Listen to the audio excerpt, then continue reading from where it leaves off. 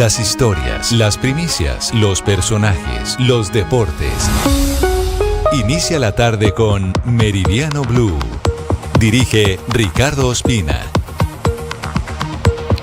1:02 p.m. en esta emisión de Meridiano Blue. Por supuesto, vamos a desarrollar el fallo que sacude en estos momentos tanto la política como la economía en Colombia, la decisión del Consejo de Estado que suspende provisionalmente el decreto que fijaba el aumento de un 23% en el salario mínimo para los colombianos. El gobierno ahora tiene un plazo de 8 días para expedir un decreto transitorio mientras se define de fondo la legalidad de la medida. Pero mientras tanto, vamos al norte de Bogotá. En estos momentos se llevan a cabo las honras fúnebres de Gustavo Aponte, el empresario asesinado en un acto de sicariato en la ciudad. Estefany Valencia, usted habló con los padres, con la familia Aponte. Hola, muy buenas tardes. Mira, ha sido una mañana de mucho dolor. Ha llegado muchísima gente aquí a la funeraria, amigos, familiares, incluso muchas fundaciones, porque recordemos que Gustavo fue una persona muy servicial, según lo que describen todos sus amigos y familiares, y aquí han llegado muchas de las fundaciones, también deportivas, de esas entidades a las que él patrocinaba y de alguna manera ayudaba también con servicio social. Ha sido una jornada de mucho dolor. Los padres de Gustavo Aponte nos atendieron directamente para hablar de lo que ha sido para ellos estos 2 días después de conocer este crimen, el asesinato de su hijo allí en el norte de Bogotá. Hablamos inicialmente con la mamá de él, se llama Juanita Fonegra, quien nos cuenta, o primero inicia ella cuestionando un poco la difícil situación de orden público y de violencia que hay en el país, al punto en que tuvieran que arrebatarle a su hijo, y cuenta en unas palabras muy conmovedoras las llamadas de su hijo que no va a volver a recibir. Ustedes verán todas las redes, todas las fotos. Él era una sonrisa, era un ser hermoso, alegre, feliz. Y yo creo que me duele mucho pensar cómo murió, de pensar si sin Dios. Eso me tiene el corazón arrugado, pero sé que ya está arriba. Y le pido a él cuando me levanto, le digo: mi amor, dame fortaleza. Porque como dije anteriormente, la primera llamada de él era a las 6:10. Y estos días no ha sonado el teléfono. ¿Cómo extraño esa llamada, Dios mío? Tú lo sabes. Por su parte, el padre del empresario, Gustavo Adolfo Aponte, también en conversación con nosotros y muy conmovido, obviamente muy afectado por la situación, nos contaba de manera personal cómo siente que lo que le queda de vida, lo dijo así en sus palabras, quedó completamente arruinado después del asesinato de su hijo. Pero él se refirió puntualmente al tema de las investigaciones, en donde le pide a la justicia que no deje este caso en la impunidad y les exige que por favor les permitan saber por qué mataron a su hijo. Nosotros, como lo dije hace rato, nos cogió totalmente por sorpresa. Ya la policía designaron un agente especial y están en las investigaciones que correspondan, porque lo único sí le digo es que yo necesito saber por qué mataron a nuestro hijo. Dejemos eso en manos de las autoridades y que ellos hagan las investigaciones correspondientes para saber por qué hicieron lo que hicieron con Gustavo Andrés. ¿Se lo explican ustedes? No tenemos la más remota idea. Nosotros no, últimamente, nunca, hace muchos años no nos amenazan, nada. Nosotros somos gente del campo también y no, vamos, pues toca ir cuidados, pero nosotros no hemos vuelto a recibir amenazas de ninguna índole. Dejó ver de alguna manera el señor Gustavo Adolfo Aponte, el papá del empresario asesinado, que en el pasado ya habían sido amenazados como familia. Recordemos que ellos son del sector arrocero y muchos de los compañeros y amigos de Gustavo, de la víctima, pues han contado cómo en efecto muchos de ellos han sido víctimas de extorsiones y de amenazas, y que incluso dicen ellos que era también parte de las razones por las cuales pues Gustavo tenía un esquema de seguridad. La investigación avanza en este momento. momento las autoridades hablan de 4 personas que pudieron haber participado en este crimen. Una persona que habría estado dentro del gimnasio vigilando cada movimiento de Gustavo junto a su escolta. Otras 2 personas que estaban, el sicario y otra persona fuera del gimnasio, y un motociclista que habría sido la persona que se habría ubicado sobre la carrera séptima y que ayudó al sicario a huir después de perpetrar el crimen. Stephanie Valencia, Blue Radio. Stephanie, gracias. Y es que esta guerra que azota al país, que llega a la capital, a Bogotá, también se presenta en distintos lugares. En el Catatumbo es eterna. En estos momentos se presentan combates en zona rural y en límites con los municipios de Ocaña, Norte de Santander y Río de Oro en el Cesar. En las últimas horas se han presentado confrontaciones y 2 militares han resultado heridos. El reporte lo tiene Cristian Santiago. Precisamente los combates que se presentan a esta hora ocurren en la vereda de Los Curos. Esto es zona rural del municipio de Ocaña, pero tiene límites con el municipio de Río de Oro al sur del departamento del Cesar. Los combates los protagonizan grupos de autodefensas conquistadoras de la sierra con guerrilleros del ELN que están en una disputa territorial en este sector limítrofe por la estrategia y comunicación entre ambos departamentos y sobre todo lo que es el ingreso a la subregión del Catatumbo. Además, las comunidades que habitan también en el corregimiento del Chamizo, que pertenece al municipio de González, al sur del Cesar, reportaron combates en las últimas horas entre guerrilleros del ELN y el Ejército Nacional. Las operaciones continúan en ese sector y lo que se ha conocido es que de momento 2 militares habrían resultado heridos porque fueron atacados mientras patrullaban para llegar hasta esta zona rural que también tiene amplio límite con una subregión como el Catatumbo. Y seguimos, Cristian, con información de guerra en el Catatumbo, porque escuchen esto: una madre que llevaba a sus hijos al colegio resultó herida con ellos por pisar una mina antipersona. Jessica Gutiérrez. Así es, Juan Camilo, buenas tardes. Es que el Ministerio de Educación Nacional expresó su rechazo frente al incidente ocurrido en la vereda Miramonte en Tibú, norte de Santander, donde María Guerrero y sus 2 hijos, que son estudiantes de la institución educativa Horacio Olave Velandia, resultaron heridos por la activación de una mina antipersonal. Pues según informó la entidad, los menores de 9 y 10 años cursan 3º y 4º grado. Tras conocer el caso, el Ministerio notificó a la Acción Integral contra Minas Antipersonal para activar la ruta de atención a víctimas e inició gestiones para adelantar capacitaciones sobre el riesgo de minas dirigidas a la comunidad. Pues el Ministerio reiteró la obligación de respetar el derecho internacional humanitario que otorga protección a las escuelas y a los espacios habilitados para la enseñanza. Cambiamos de tema porque se está configurando el panorama geopolítico en la región. Se está hablando, Mateo Piñeros, de un viaje de Delcy Rodríguez al país, presidenta encargada de Venezuela. Sí, señor Juan Camilo, pues hasta este momento no se ha confirmado el día de la visita de Delcy Rodríguez a Colombia. Sin embargo, desde Presidencia aseguran que se está trabajando para concretar esta cita de Rodríguez y Petro en Bogotá. El gobierno colombiano explicó que lo que sí está confirmada es la reunión del Comité Binacional de Defensa y se hará el próximo 21 de febrero. Y al referirse al tema, la canciller colombiana Rosa Villavicencio dijo este viernes a la agencia AF que es posible que la presidenta encargada de Venezuela, Delcy Rodríguez, viaje a Colombia la semana próxima y que esperan tener el lunes o el martes una respuesta del gobierno venezolano para cerrar esa fecha de la visita. Recordemos que el mismo presidente Petro ha invitado a Colombia a la presidenta encargada de Venezuela y este sería el primer viaje al extranjero de Delcy Rodríguez desde que asumió el cargo. Recordemos que también se ha hablado de que ella podría viajar eventualmente a Estados Unidos. Sin embargo, la próxima semana podría entonces darse esa visita a Colombia. Y si Delcy viene a Bogotá, ¿Donald Trump va a Venezuela? ¿O qué le dijo a usted, Juan Camilo Merlano, en Washington?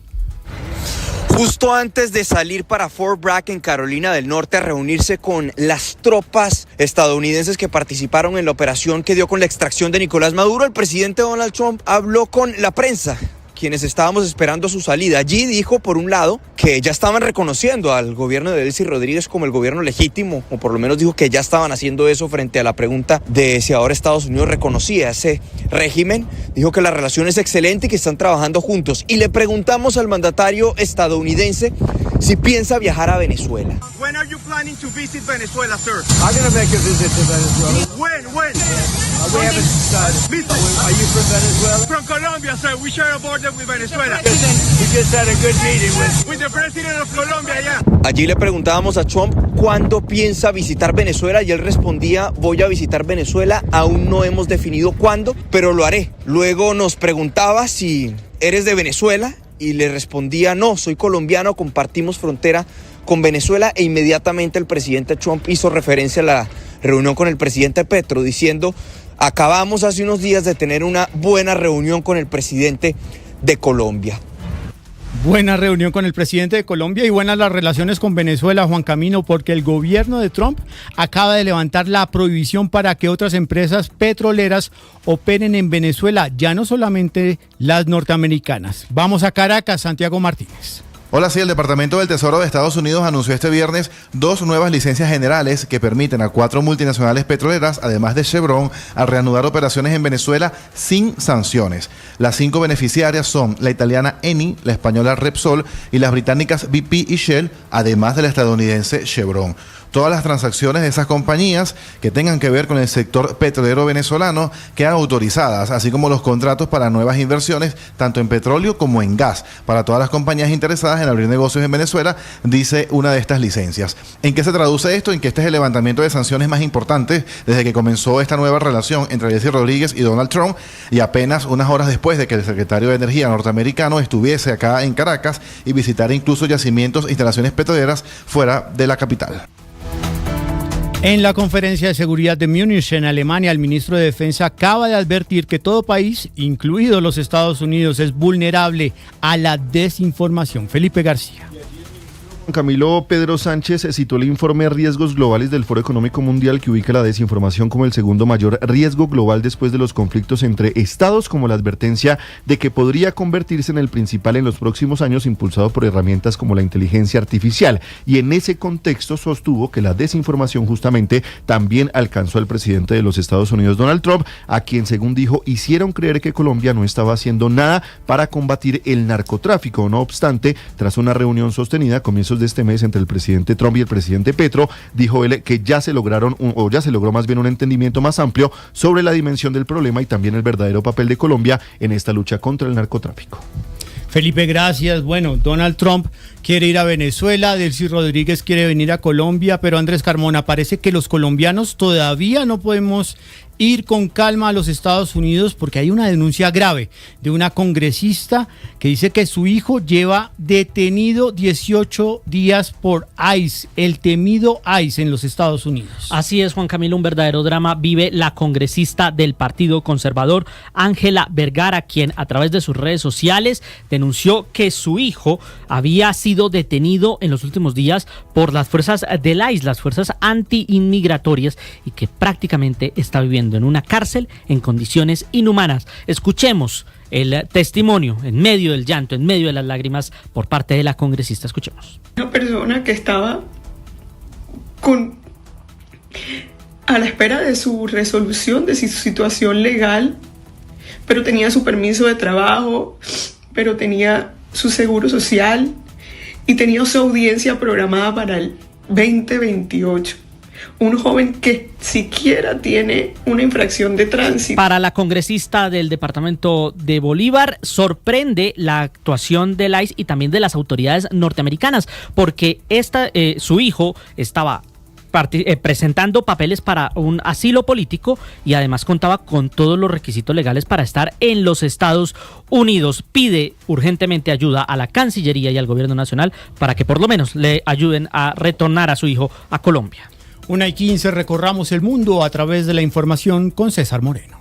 Buenas tardes. Rusia anunció una nueva ronda de conversaciones el próximo martes 17 y miércoles 18 de febrero en Ginebra, Suiza, con representantes de Kiev y Washington para tratar de encontrar una salida al conflicto con Ucrania, que pronto entrará en su 5º año. El portavoz del Kremlin, Dmitry Peskov, lo confirmó.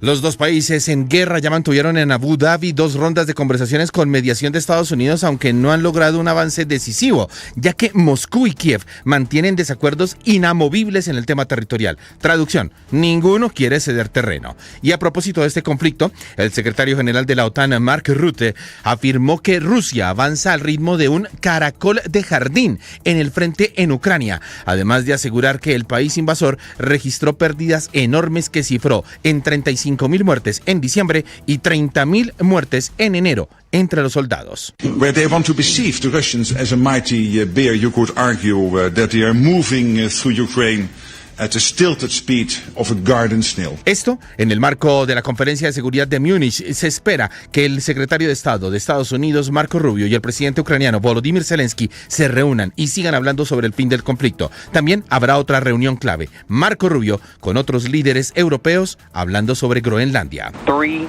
2, 1, ignition and liftoff. Go Falcon, go Dragon and Godspeed Crew 12. Y la NASA lanzó desde Florida la misión tripulada Crew 12 a la Estación Espacial Internacional para reemplazar al equipo que tuvo que regresar a la Tierra aproximadamente un mes antes de lo previsto debido a la enfermedad de uno de sus integrantes. La misión viaja a bordo de una cápsula SpaceX Dragon con una tripulación compuesta por los estadounidenses Jessica Meyer y Jake Hideaway y la francesa Sofía Denot y el ruso Andrei Fedyayev. La misión tendrá una duración estimada de 9 meses, más de los 6 meses habituales para el programa comercial de la NASA y SpaceX.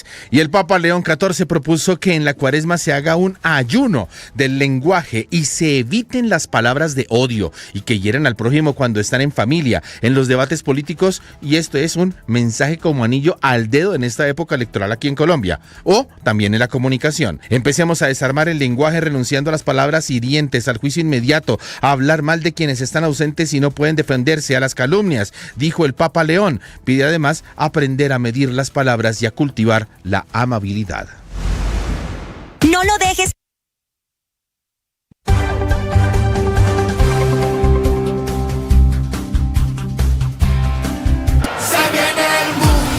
Faltan 118 días para la Copa del Mundo.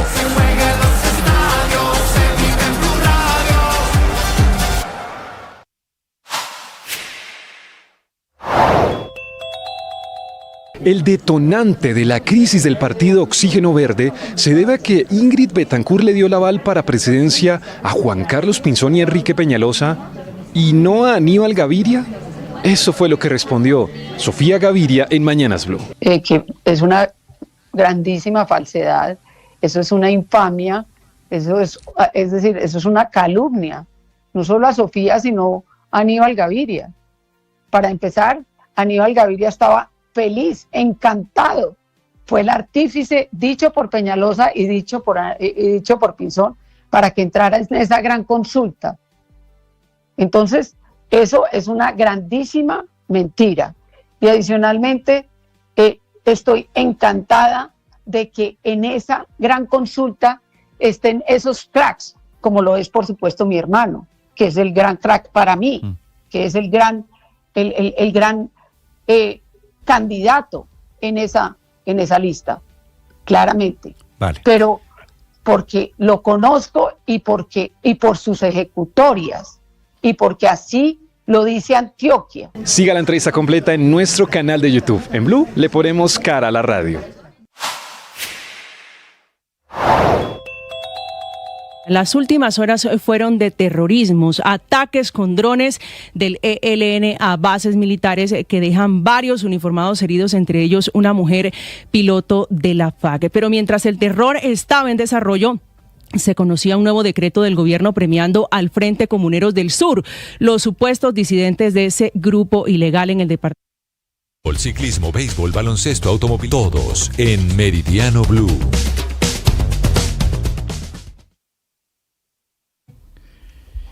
Y empezamos hablando de una tarde-noche muy especial para el fútbol colombiano, y es que hoy a partir de las 8 de la noche van a jugar América de Cali frente a Independiente Santa Fe, pero además se van a celebrar los 99 años de la Mechita, del América de Cali, 99 años llenos de gloria, de momentos muy importantes, de finales de Copa Libertadores, de grandes leyendas en la historia del club. El equipo hoy en casa en el Pascual Guerrero va a recibir la visita de Independiente Santa Fe. Estamos hablando de uno de los grandes equipos del fútbol colombiano que va a enfrentar a otro grande del fútbol de este país como Independiente Santa Fe. Así que en medio de la celebración, 99 años del América de Cali, hoy en el Pascual Guerrero, enfrenta a Independiente Santa Fe en lo que será el inicio de un fin de semana lleno, por supuesto, de mucho fútbol. Les contamos todo lo que va a suceder. A las 2:45 de la tarde va a jugar el Pisa de Juan Guillermo Cuadrado frente al Milan en el fútbol italiano. A las 3 de la tarde Elche Osasuna en el fútbol español. También el día de hoy habrá fútbol en diferentes lugares de Sudamérica, en Venezuela, en Argentina, en Brasil. En Argentina van a jugar a las 4 de la tarde Independiente frente a Lanús, a las 8:15 Defensa frente a Vélez, y a esa misma hora Unión de Santa Fe frente a San Lorenzo de Almagro, el equipo de Juanjo Buscalia que viene de perder el clásico frente a Huracán. 2:30 de la tarde en Alemania, Borussia Dortmund frente al Mainz. A esta hora está jugando el PSG en Francia frente al Stade de Reims, 0-0 el partido. El Mónaco frente al Nantes. También el día de hoy habrá Liga Mexicana a las 8 de la noche, Puebla frente a Pumas. Y a las 10 Toluca frente a Tijuana. También el día de hoy habrá, como decíamos, fútbol en Brasil. También se va a jugar fútbol en Portugal. El equipo de Richard Ríos, el Benfica, frente al Santa Clara a partir de la 1:30 de la tarde. Estaremos atentos a todo lo que va a suceder alrededor del fútbol sudamericano y, por supuesto, como decíamos, alrededor del fútbol brasilero, porque hoy habrá jornada y, por supuesto, tendrá que ver con futbolistas colombianos. También van a jugar Real Cartagena y el Atlético FC a partir de las 5:30 de la tarde en la segunda división del fútbol en Colombia, pero, por supuesto, todos estaremos atentos a lo que va a suceder esta noche en el fútbol colombiano. Repetimos entonces, a partir de las 8, la celebración de el América de Cali, 99 años, frente a Independiente Santa Fe, en un fin de semana que tendrá muchos partidos y que, por supuesto, tendrá también mucho movimiento alrededor del fútbol en Colombia, que no para, que no se detiene y que va a tener duelos este sábado también. Por supuesto, Millonarios Llaneros, Independiente Medellín frente a Pereira, Deportivo Pasto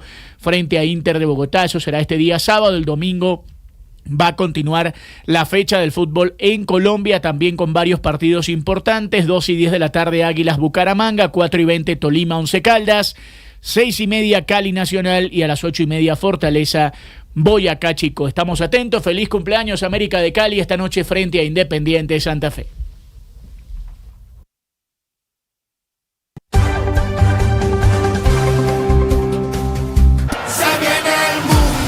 Faltan 118 días para la Copa del Mundo.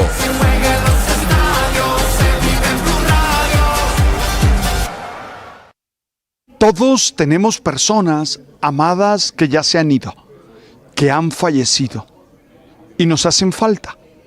Sentimos su ausencia, su dolor. Necesitamos aprender 3 cosas. 1, aceptar que eso forma parte de nuestra condición humana.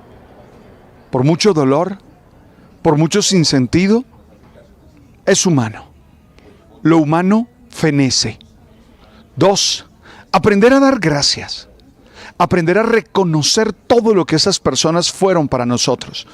Sus palabras, sus actitudes, sus acciones, sus regalos, sus... Debes saber a esta hora en Meridiano Blue. Valentina, ¿usted cree que los colombianos somos de cuentas alegres? A veces sí, a veces no. O sea, yo creo que empezamos muchas veces a hacerte cuentas alegres y cuando ya no cuadran las cuentas, ahí sí uno se pega el susto y dice, ¿Usted ya había hecho cuentas con el 23%? ¿Sabe que sí?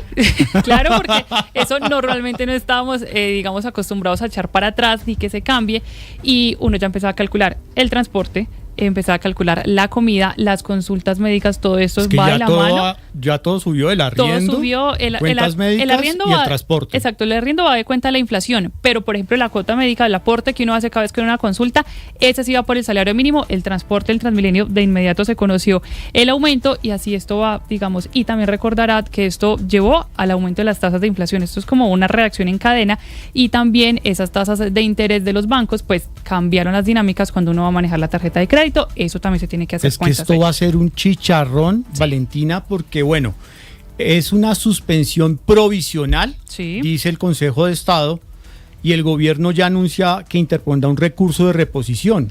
Pero si se va esto a que va a ser una suspensión de parte del Consejo de Estado de fondo. Esto va a ser muy difícil. Complicar la cosa. Es verdad.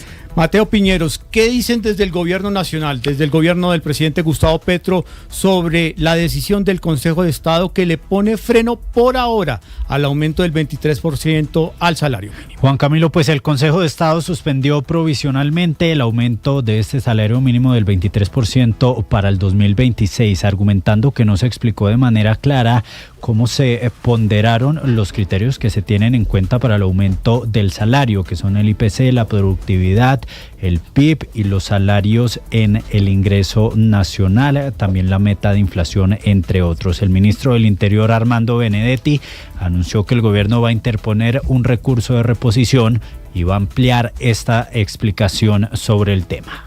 Usted es tranquilo que el gobierno de Petro pondrá un recurso de reposición ante la medida del Consejo de Estado. Se va a fundamentar otra vez los factores por los cuales el Consejo de Estado lo tumbó, y el 28 de febrero usted va a recibir otra vez su salario mínimo aumentado en un 23%. El gobierno va a responder, le va a cumplir y va a hacer lo necesario para que los pobres siempre estén bien. Por su parte, el ministro Antonio Sanguino, el ministro del Trabajo, aseguró que la decisión del Consejo de Estado es inhumana. Además, señaló que el gobierno estaba preparando toda la explicación del tema y aún contaba con tiempo para entregarle esa información al Consejo de Estado.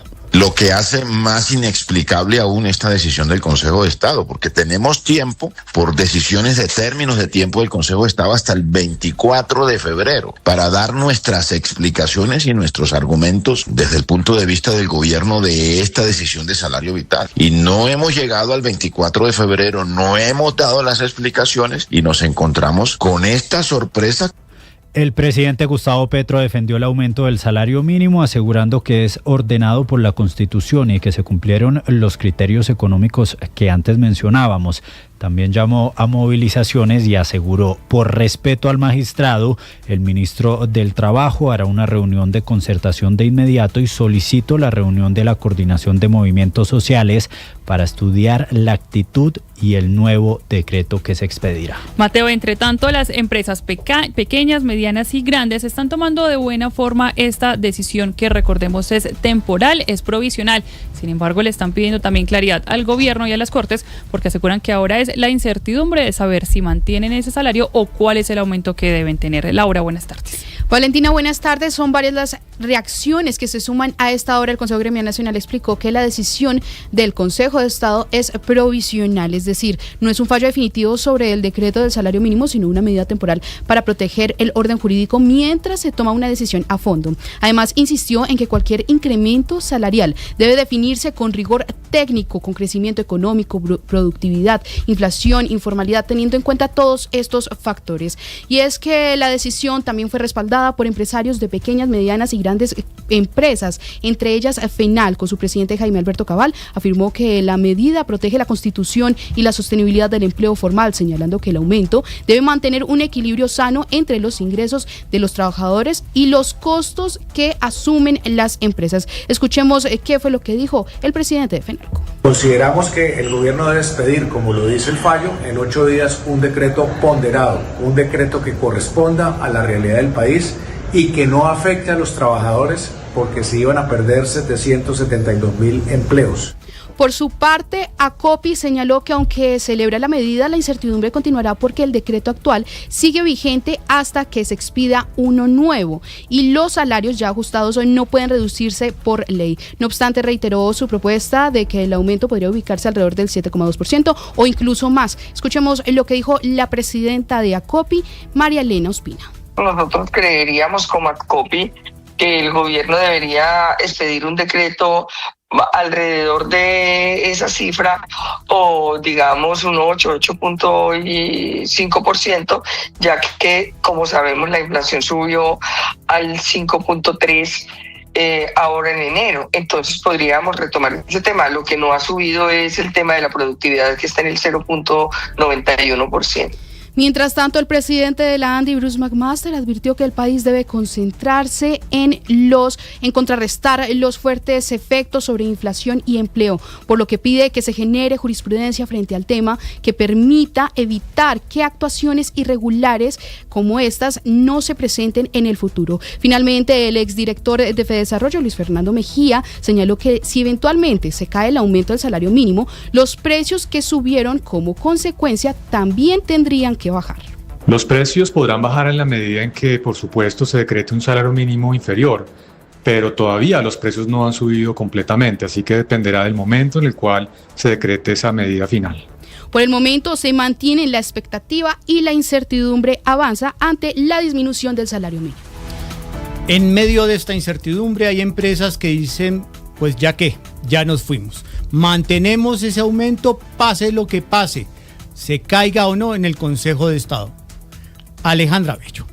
El grupo empresarial Madecentro confirmó que mantendrá el aumento del 23% del salario mínimo para sus trabajadores, sin importar si el gobierno, la Corte o el Consejo de Estado deciden reducir este porcentaje. Dimas Tobón, gerente general del grupo empresarial Madecentro Colombia, explicó en entrevista con Blue Radio que aunque el incremento salarial ha tenido un impacto fuerte en los costos de la empresa, ya habían proyectado ese escenario y hecho cálculos financieros. A pesar de que el aumento los afecta de manera importante, aseguró que la decisión es apoyar a los empleados y mantener los salarios estables pase lo que pase. Hemos decidido apoyar a nuestros empleados y pase lo que pase vamos a mantener esos salarios estables. Esto afectaría a 2.666 empleados en Madecentro y a 595 en RTA Design. Sobre la suspensión provisional del decreto del salario mínimo por parte del Consejo de Estado, el gerente señaló que los jueces están cumpliendo su función, pero consideró que el aumento debería mantenerse. Frente a los llamados a movilizaciones sindicales, afirmó que no las ve necesarias y que lo más conveniente es abrir espacios de diálogo entre empresarios, gobierno y trabajadores.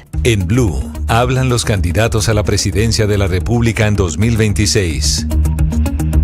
Y justamente los candidatos que quieren llegar a la Casa de Nariño están reaccionando a esta decisión de la suspensión temporal del aumento del salario mínimo. Y es que es al próximo gobierno, al que llega este año, al que le tocará también asumir parte de este debate que hoy tiene el Consejo de Estado. Andrés Carmona, buenas tardes. Así es, Valentina. Sin duda, todos los candidatos del espectro político, tal vez porque están en campaña o tal vez porque sienten que debe ser así, consideran que no se debe bajar el salario ya decretado por el gobierno, no se debe bajar esos 23,6% de aumento. Pero comencemos con los sectores afines al presidente Petro. Escuchemos al candidato del Pacto Histórico, Iván Cepeda. Este gobierno ha demostrado con creces que el aumento en el salario mínimo ha tenido un benéfico efecto sobre la economía del país. Así que esto no va a pasar inadvertido, hay que decirlo con claridad, nosotros llamamos a la movilización. Si les parece, pasemos al centro con la candidata de la Consulta de las Soluciones, Claudia López. Bueno, pues que el gobierno dé la explicación bien hecha, pero el salario mínimo vital se defiende. Al fin la gente medio se gana algo decente, no se lo van a quitar. Si el problema es que el decreto no quedó con una buena explicación, pues que lo expliquen mejor. Y pasemos ahora a la Consulta de las Soluciones, la candidata Vicky Dávila. A los trabajadores hay que cumplirles ese aumento del 23.7%. Yo como presidente doy esa garantía, pero también soy proempresa y vamos a trabajar por bajar impuestos y a dar incentivos a las empresas. Incluso porque no las... el exministro de Hacienda, Mauricio Cárdenas, precandidato de la Gran Consulta por Colombia, le hizo una propuesta a sus 9 compañeros. Le propongo a los miembros de la Gran Consulta por Colombia, los 9 candidatos, que hagamos un acuerdo político para que no se eche para atrás el incremento del salario mínimo, pero que al mismo tiempo defendamos a los empresarios, a los empleadores. Todos defendiendo el salario mínimo. La gran diferencia es quién paga ese salario, quién paga el aumento de costos y quién paga los impactos económicos.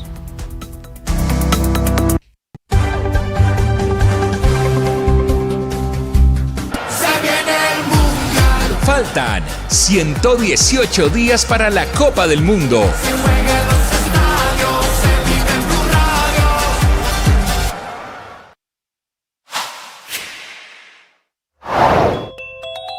El Consejo de Estado suspendió provisionalmente el decreto del aumento del salario mínimo. A esto reaccionó el ministro del Interior, Armando Benedetti, en Mañanas Blue. Nunca hablé con el presidente cuál será el plan B o cuál será la situación o cómo va a responder el gobierno nacional. Yo lo que puedo hablar ahora es con las primeras impresiones es que eso va en contra de la Constitución, porque la Constitución dice de que hay que buscar es un salario vital más que un salario mínimo, y el salario vital usted sabe que se hizo con base en que la canasta familiar vale más o menos 3.500.000 y que esa canasta familiar vale 3.500.000 y que se necesita 1.5 personas para que se consigan los recursos para esa canasta familiar.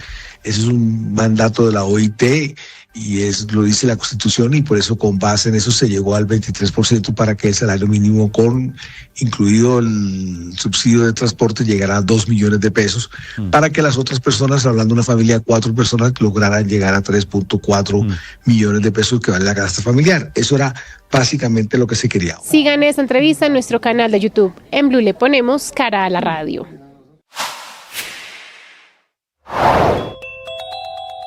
Sofía Gaviria responde en Mañanas Blue al trino de Ingrid Betancourt, en donde esta misma le dice que la saca del partido Oxígeno. No sé si me pueden sacar, pero lo que sí le puedo decir es que una de las diferencias profundas con Ingrid y que estamos de acuerdo muchos de la lista era las vallas publicitarias donde se invita a patear y se ponen imágenes de personas.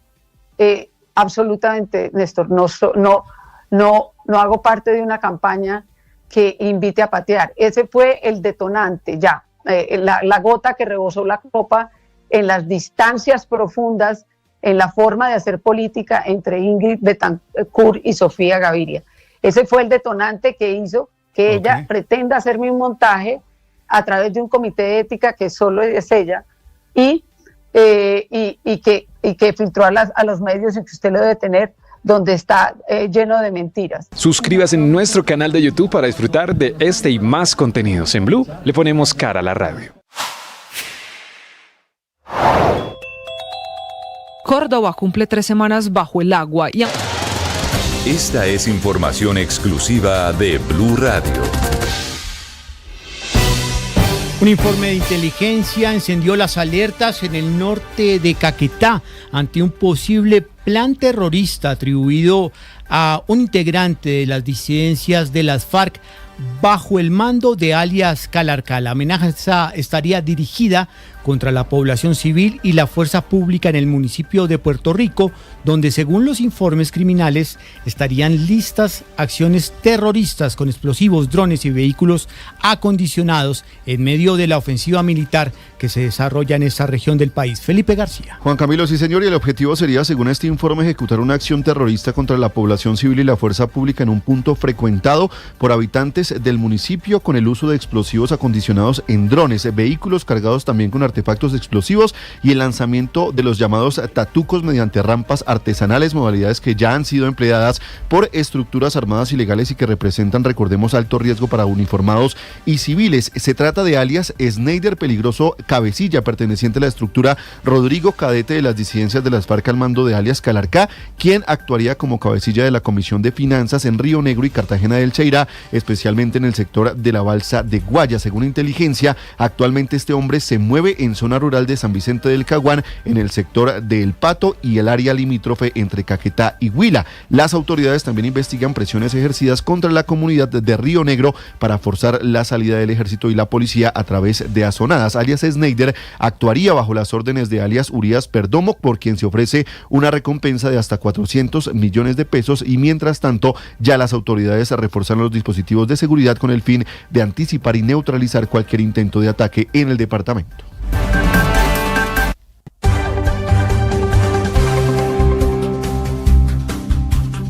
Se viene el mundial, la fiesta va a empezar, con Blue todos disfrutan, nadie se nos queda atrás. Se viene el mundial, la fiesta va a empezar, se juega en los estadios, se vive en Blue Radio.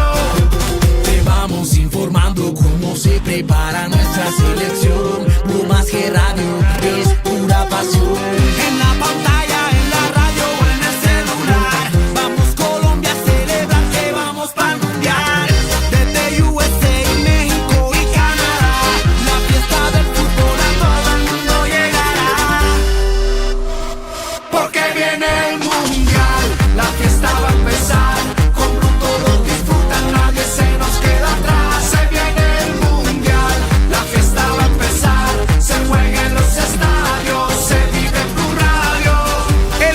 Nacional se ve en Blue. En Mañanas Blue, la magistrada Paola Meneses, presidente de la Corte Constitucional, habló de la recusación que hicieron desde la Presidencia de la República contra varios magistrados del Alto Tribunal. Esa recusación se está estudiando. La Sala Plena está revisando para abarcar y poder resolver, por supuesto, de fondo las recusaciones sobre los magistrados implicados. Sí. ¿Y podría esa recusación extenderse a la nueva emergencia económica, doctora Meneses? Pues mire, Néstor, no le podría decir. Cada proceso tiene sus vicisitudes y en cada proceso se pueden perfectamente presentar las recusaciones o puede haber incluso impedimentos de los magistrados. Entonces, pues se trata de procesos independientes. Sí. ¿Usted cree que un magistrado puede declararse impedido o puede aceptarse la recusación por el tema del patrimonio, del nivel de patrimonio, teniendo en cuenta que hay decretos que los afectan personalmente? No, miren, Néstor, el tema de los impedimentos y las recusaciones, como ustedes lo saben, se hace para preservar la transparencia, la imparcialidad de los jueces.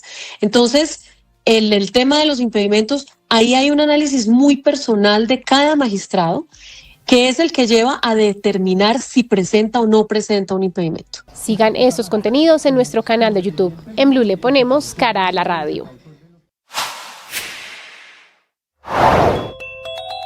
El gobierno va a interponer un recurso de reposición ante la decisión del Consejo de Estado sobre el salario mínimo. Lo que ha determinado el Consejo de Estado es una medida cautelar, una suspensión provisional de los efectos de ese decreto que aumentó para el 2026 el salario mínimo en un 23%. Van a revisar algunos temas tanto técnicos como legales. Saber a esta hora en Meridiano Blue.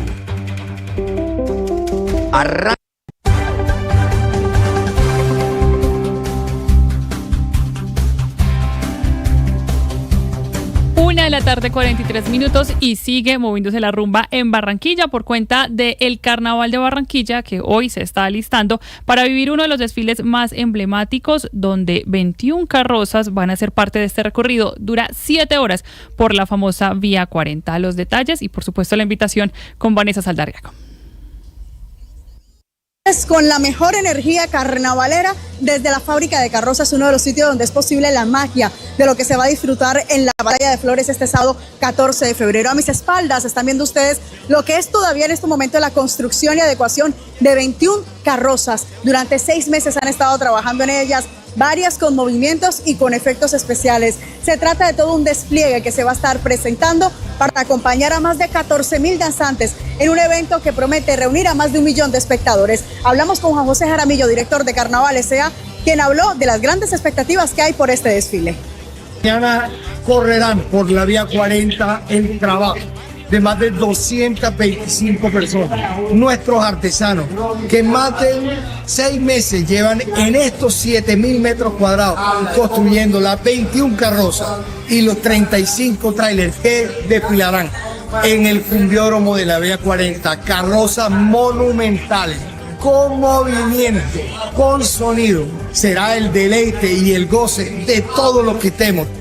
Y esta negrita Puroy y esta marimonda tendrán que esperar hasta el sábado, aproximadamente hasta las 9 de la mañana, para poder salir por la puerta de esta bodega en la que han estado trabajando en ellas en los últimos meses. La que sí sale hoy es la reina Michelle Char a su gran coronación, donde estará con 500 artistas mostrando un show de baile que dará un recorrido por lo que es la historia musical del Caribe colombiano. Un evento además que promete reunir a 20.000 asistentes y en el que la cuota musical estará a cargo de Juan Luis Guerra. La seguridad está desplegada con más de 2.600 hombres y mujeres de la policía y de estos casi 900 hacen parte de la unidad del diálogo, la UNMO, porque fiesta que no tenga permiso en la calle, fiesta que será intervenida. Sigan ustedes con más noticias. Vanessa, esa es la palabra, fiesta, tanto así que el Bus Colombia también está de fiesta. El Carnaval de Barranquilla se convierte en una oportunidad para que los jóvenes participen, lideren y visibilicen las realidades de sus barrios a través de espacios como el Reinado Popular, donde fortalecen sus capacidades de liderazgo y representación social. Kalila Peña. Y ya no solo se vive entre música y comparsas, también abre espacios de tradición y participación juvenil como el Reinado Popular, una plataforma en la que las jóvenes representan a sus barrios, visibilizan sus necesidades y promueven el apoyo social que requieren sus comunidades. Habla Paula Escobar. Es una ventana a todas las necesidades que podamos tener. En nuestro barrio hace poco estrenamos un parque recreativo que era como uno de los pilares que estábamos necesitando en el barrio. Las jóvenes que hoy representan a distintos barrios de la ciudad sueñan con un mejor país y hacen un llamado a quienes aspiren al Congreso y a la presidencia para que fortalezcan el respaldo institucional en educación, seguridad y desarrollo económico para sus hogares y vecindarios. Habla Marcela Dávila. Espero que los líderes que vengan para nuestro futuro sean personas que piensen en nosotros, en nuestra seguridad, en nuestra economía, pero sobre todo en cada parte, cada persona que busque un trabajo y un empleo. Que seamos jóvenes líderes, jóvenes empresarios, jóvenes que puedan salir adelante. Como líder de mi barrio, espero de los futuros líderes que vienen nos ayuden con la delincuencia, las infraestructuras de los barrios, que sigan apoyando a esas familias que de pocos recursos y sigan implementando la seguridad en cada barrio. Más allá de la esencia tradicional de un certamen, este proceso busca formar liderazgos y convertir a las participantes en voceras del contexto social de sus territorios, utilizando su voz para impulsar mensajes de transformación y compromiso colectivo. Habla Juanita Molina, coordinadora del Reinado Popular. Cada niña recibe beca de estudio con simplemente el hecho de participar en el programa de formación. Eso le da la ventaja para seguir creciendo y seguir soñando por un mejor futuro. Así, el carnaval se consolida no solo como una celebración cultural, sino también como un escenario para impulsar oportunidades, participación y garantías para la juventud del país. Voy con Andrea.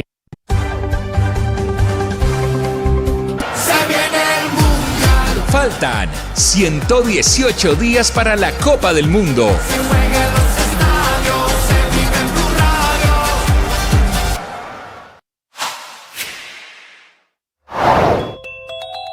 El gobierno va a interponer un recurso de reposición ante la decisión del Consejo de Estado sobre el salario mínimo. Lo que ha determinado el Consejo de Estado es una medida cautelar, una suspensión provisional de los efectos de ese decreto que aumentó para el 2026 el salario mínimo en un 23%. Van a revisar algunos temas tanto técnicos como legales relacionados con la inflación, la productividad y el crecimiento económico. Lo que ha dicho el ministro del Interior, Armando Benedetti, es que esta es una medida política que además beneficia al sector político del presidente Gustavo Petro para las elecciones, lo ha reconocido el ministro del Interior. Sin embargo, también anunció que presentarán un recurso y que le explicarán al Consejo de Estado con más detalle las razones para presentar este decreto con el fin de que sea una historia.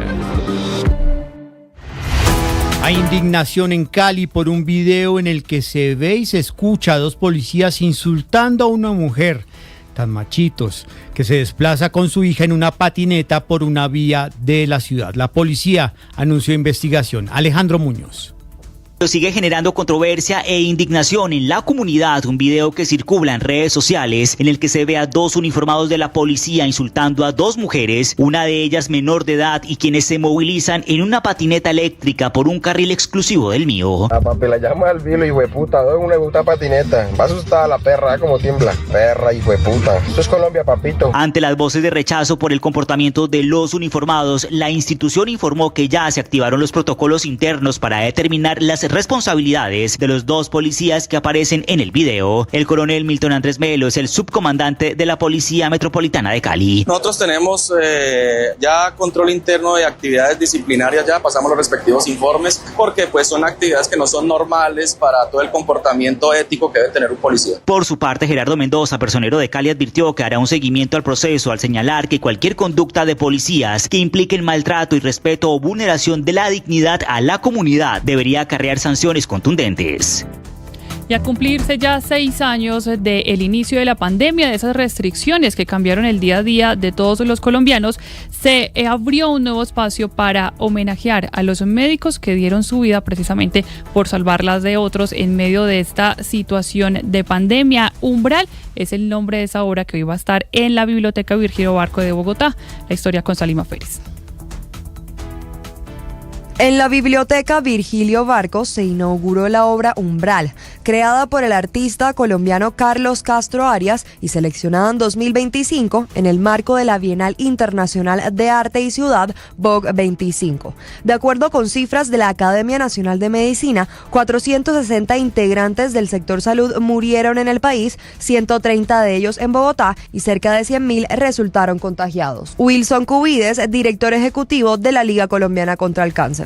Es un homenaje a todo el personal del sector salud que trabajó y que incluso brindó su vida por defender y por salvar vidas durante la pandemia. El monumento está compuesto por más de 50 barras metálicas en las que fueron grabados los nombres del cuerpo médico y el personal de salud que perdió la vida durante el COVID-19. Carlos Castro, artista de la obra.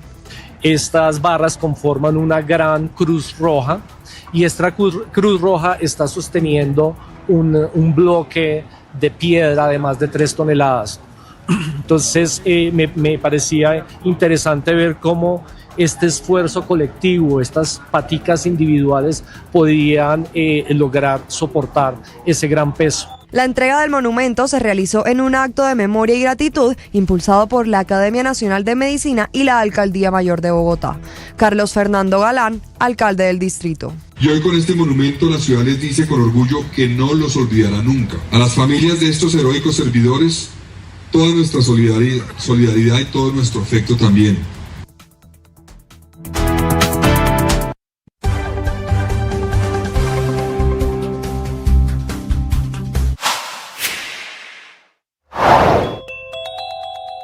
¿Es cierto que Sofía Gaviria está vetando decisiones que se está tomando en el partido Oxígeno Verde? Esto fue lo que respondió en Mañanas Blue. No es verdad y la prueba de eso es que la gente ha ido renunciando porque se le ha vetado y no se le ha cumplido y no se le trata con respeto y no hay canales de gestionar el disenso, sino que simplemente se manipulan los procesos y se toman decisiones antidemocráticamente. Ese es el punto, pero yo quiero que se entienda y todos los colombianos deben entender que esto no es un problema de Sofía e Ingrid, sino un problema de un montón de militantes con un partido que no es lo que dice representar y por lo cual nosotros queremos pensarlo, reflexionar, ser constructivos en un momento muy difícil del país, porque la idea de entrar en esta lista era ser útil en un momento crítico de la democracia, fortalecer un bloque. ¿Nosotros quiénes, doctora Sofía? Pues, y muchísimas personas, todas las personas que hacen parte de la Federación de Víctimas de Colombia, que son 225.000 víctimas, que tengo el honor de presidir hace mucho tiempo. Para una mejor experiencia con estos contenidos, suscríbase a nuestro canal de YouTube. En Blue le ponemos cara a la radio. En Mañanas Blue, el ministro del Interior Armando Benedetti expresó su preocupación por la decisión del Consejo de Estado de suspender provisionalmente el decreto del aumento del salario mínimo, teniendo en cuenta a los trabajadores que ya recibieron su salario con el respectivo incremento. Ahora viene un problema bastante grave, es que, como ustedes lo decían ahí ahorita, hay personas que ya han recibido su sueldo y ese es un derecho adquirido. Yo no entiendo cómo ya un derecho adquirido se puede echar para atrás. Creo que ese es el meollo del asunto, el punto neurálgico de ese derecho adquirido. No, la verdad es que esta situación es histórica, inédita. Esto no había pasado nunca. Creo que con Juan Manuel Santos habría que preguntar a los expertos, se hizo, pero eso se moduló y se pudo hacer, pero no recuerdo muy bien cuál fue la situación. Creo que sí hay un antecedente, pero no tan grave como este, ni tan facilmente como este, porque alguien pudiera... Datos al Congreso. Soy Gustavo García, quiero llegar al Senado de la República para devolverle el poder al barrio, para poder hacer que cada colombiano tenga un pedacito de tierra para vivir y tierra para producir. Y también para lograr que la paz se sienta en la vida diaria. Mi nombre es Gustavo García, candidato con el número 1 al Senado de la República por el Frente Amplio Unitario. Soy Paula Moreno, cabeza de la lista de la Cámara por Bogotá de Oviedo. Somos los del rayito amarillo, somos la lista de Oviedo con toda por Bogotá. Mi campaña no es una propuesta, es una causa de vida. Yo he sido hogar de paso del ICBF y en Colombia quiero contarles que cada 30 minutos un niño es abusado sexualmente y tenemos una tasa de impunidad del 96% en los crímenes contra los niños. Esto significa que el Estado les falla. Yo llego al Congreso no a ocupar una curul, llego a hacer visible lo invisible y mi primer proyecto de ley será la Vicefiscalía General de la Niñez, porque un niño no puede esperar y la justicia no puede seguir mirando hacia otro lado. Los niños no votan, pero yo sí voy a representarlos. Somos los de la lista de Oviedo. Acuérdense del rayito amarillo. Hola, mi nombre es Juan Carlos Garcés, senador de la República y candidato al Senado por el partido de la U100. He venido trabajando por el deporte y las pequeñas empresas. Desde el Congreso he podido sacar una ley de insolvencia que ayuda a todos los empresarios y el régimen simple que pagaban el 13% y hoy esas pequeñas empresas están pagando el 6%. ¿Qué vamos a hacer al futuro?